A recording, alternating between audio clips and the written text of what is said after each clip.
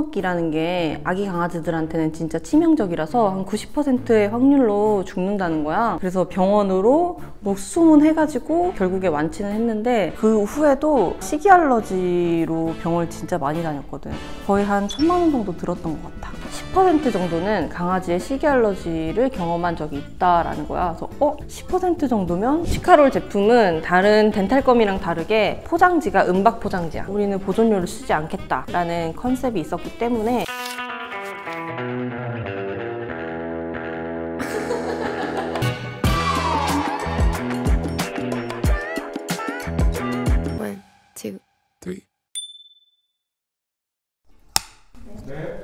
안녕, 나는 메일유업을 퇴사하고 펫푸드 브랜드 코코댕을 창업한 배효진이라고 해.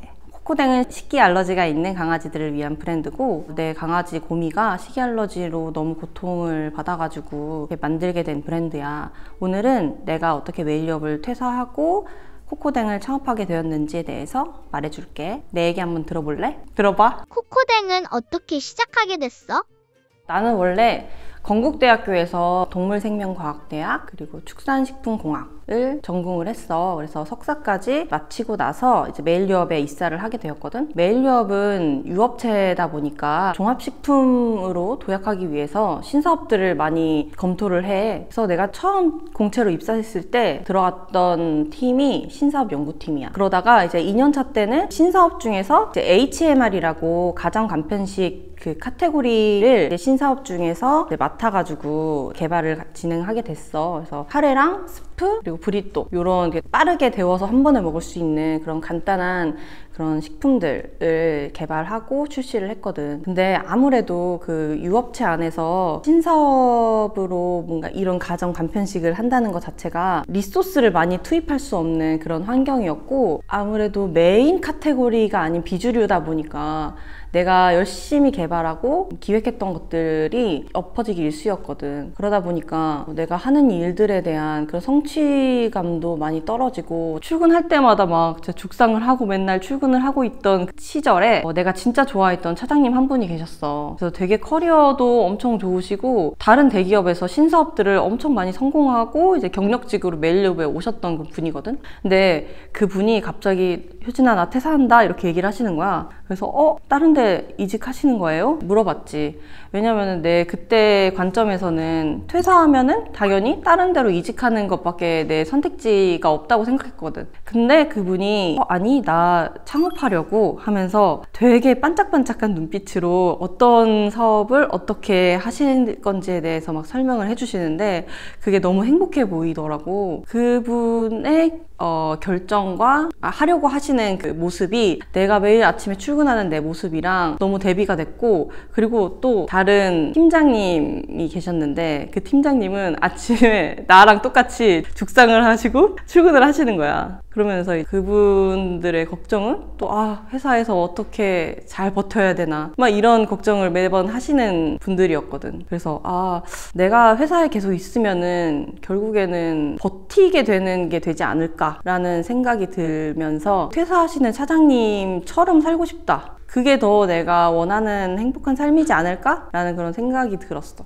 그래서 그때가 내가 처음 딱 퇴사를 생각하게 된 시점이었던 것 같아. 그래서 나는 퇴사해야겠다는 그때 마음을 먹고 여러 가지 아이템을 막 찾기 시작했지. 근데 이렇게 아이템을 찾는 와중에 고미를 키우게 된 거야. 근데 고미가 아픈데도 너무 많고, 그리고 어느 날 또 아파가지고 병원에 갔더니 이번엔 또 식이 알러지라고 하는 거지. 그래서 식이 알러지라는 생각에 그러면은 이 강아지가 먹을 수 있는 게 없네 라고 생각하고 온라인이나 막 이런 데서 막 찾아봤어. 우리 강아지가 먹을 수 있는 게 뭐지? 라고 막 찾아보는데, 보통 펫푸드는 사람 거랑 다르게 진짜 많은 원료들로 다 이루어져 있거든. 그리고 고기가 안 들은 제품이 진짜 손에 꼽을 정도로 거의 없었어. 그래서 고기 없는 것만 찾아가지고 먹이는데 그건 또 맛이 없다고 안 먹는 거야. 그래서 이거 진짜 고미의 행복을 내가 채워줄 수가 없나 보다 라는 그런 생각이 들면서 되게 힘들었던 것 같아. 그래서 내가 힘들었던 점에서 좀 시작이 되었고, 생각보다 온라인에 나처럼 이렇게 불편함? 괜찮아요? 괜찮아요? 진정해? 왜 저러는 거예요? 너무 좋은가 봐요. 뭐 신나나 봐요. 재밌는 게 너무 많나 봐요. 어떡해. 큰일 났다. 어떡하지? 거기 있어. 어디까지 했더라? 식이 알러지가 너무 심한 거야. 먹을 수 있는 것들 막 이렇게 온라인에서도 막 서치해보고 하는데 없는 거지. 근데 나랑 비슷한 사람들이 되게 많더라고. 그래서 온라인 카페 같은 데 보면은 나처럼 저희 강아지가 식이 알러지라고 하는데 뭘 먹여야 되죠? 사료는 어떤 걸 먹여야 되죠? 사료는 찾았는데 간식은 뭘 줘야 되죠? 간식 줄 게 없어요. 이런 고민을 하는 사람들이 꽤나 많은 거야. 그래서 그때 통계가 있나 하고 찾아봤더니 전체 강아지를 키운 사람들 중에 10% 정도는 강아지의 식이 알러지를 경험한 적이 있다라는 거야. 그래서 10% 정도면 정말 이 시장이 나쁘지 않다라는 생각이 들었고, 그리고 나의 이 페인 포인트를 좀 해결해 줄 수 있는 그런 제품과 브랜드가 있었으면 좋겠다라는 생각을 했고, 그렇게 해서 이제 브랜드가 만들어지게 되었어. 우리 구미는 비숑프리제고 4살이야. 그리고 우리 구미는 진짜 특별한 강아지야. 사실은 강아지가 아니고 토끼일 수도 있어. 왜냐면 뒷다리를 이렇게 걷질 못하고 깡총깡총 뛰어다니거든. 그리고 두 번째로 고기를 못 먹고 야채만 먹을 수 있어. 야채만 먹는 이유는 식이 알러지가 너무 심해서야. 구미를 처음 우리가 데려오고 나서 바로 얘가 너무 아픈 거야. 그래서 병원에 갔더니 홍역이라고 하더라고. 네, 이 홍역이라는 게 아기 강아지들한테는 진짜 치명적이라서 한 90%의 확률로 죽는다는 거야. 그래서 우리는 구미를 이제 이미 가족으로 좀 생각하고 있던 그런 느낌이어서 이 강아지가 아픈 걸 그대로 두고 볼 수가 없는 거지.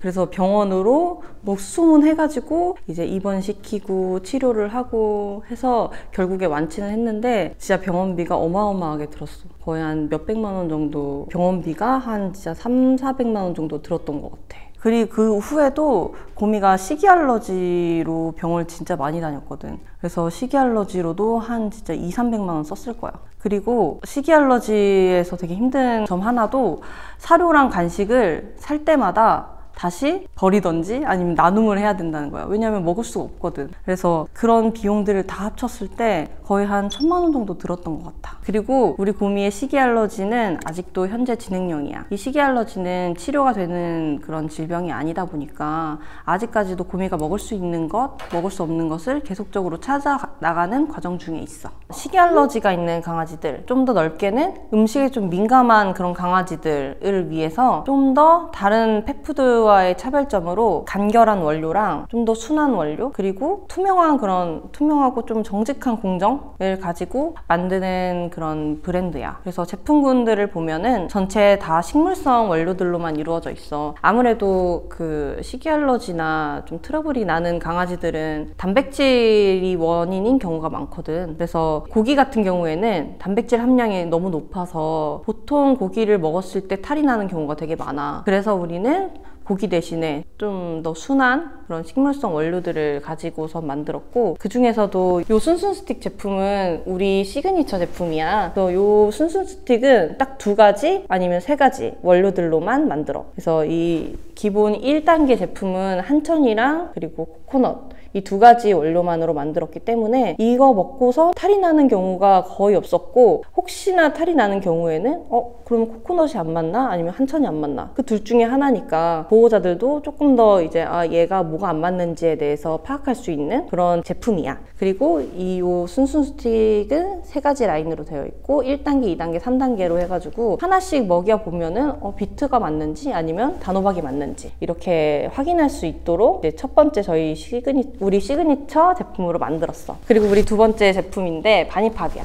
요거는 내가 우리 고미를 훈련하고 보상할 때 많이 주고 싶은데 간식 많이 주면 안 되잖아. 그 이유가 이제 칼로리적으로도 너무 살이 찔까봐 걱정하시는 분들이 많은데, 그래서 나는 칼로리 걱정 없이 좀 많이 주고 싶다라는 생각에 만든 제품이고, 바니팝은 한 개에 0.8kcal를 가지고 있어서 강아지들이 좀 많이 먹어도 되는 그런 제품이야. 그래서 우리 고미 같은 경우에는 하루에 한 30개 정도 먹일 수 있는데 반쪽에서 한 60번 정도도 먹을 수 있어.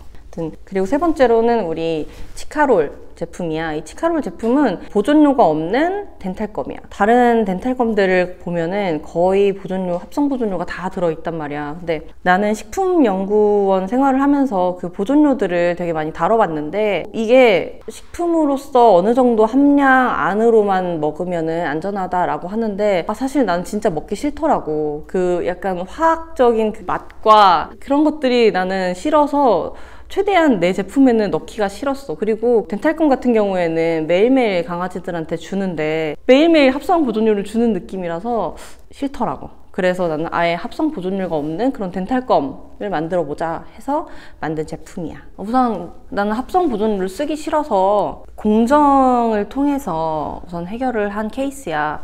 그래서 제품의 수분 활성도를 좀 많이 조절을 했어. 그래서 이제 이 제품이 실온에서도 좀 안전할 수 있게 만들었고, 그리고 치카롤 제품은 다른 덴탈검이랑 다르게 포장지가 은박 포장지야. 이 은박 포장지는 우리가 과자에서 볼 수 있는 과자 포장 소재라고 보면 되는데, 이 은박 봉지는 투명 봉지에 비해서 가격이 거의 2배가 넘어. 그런데도 불구하고 우리는 보존료를 쓰지 않겠다 라는 그런 컨셉이 있었기 때문에 비용이 더 많이 듦에도 불구하고 좀 더 비싼 포장재를 사용해서 지금 출시를 하게 되었어. 나는 제품을 만들 때 가장 중요한 거는 강아지가 먹었을 때 안전하고 아프지 않는 게 되게 중요하다고 생각하거든. 그렇게 하려면은 원료나 막 이런 것도 중요한데 공정도 되게 중요해. 그래서 공정에서 원료의 함량을 제대로 안 쓴다든지 아니면 환경이 너무 위생적이지 못한다든지 이런 경우에는 강아지가 그 제품을 먹었을 때 탈이 날 수가 있거든. 우선 식품 같은 경우에는 국가에서 식약처로서 되게 관리를 잘 해주거든. 그래서 영세한 데부터 좀 큰 업체까지도 위생을 잘 지킬 수 있도록 법제화하고 그것들을 관리를 다 해줘. 그래서 이제 우리 제품을 위탁 생산할 수 있는 그 공장을 수배할 때 내가 가장 신경 썼던 부분은 정말 위생적으로 생산하는지, 햇섭이 인증된 공장에서 생산하는지가 난 되게 중요한 점이었던 것 같아.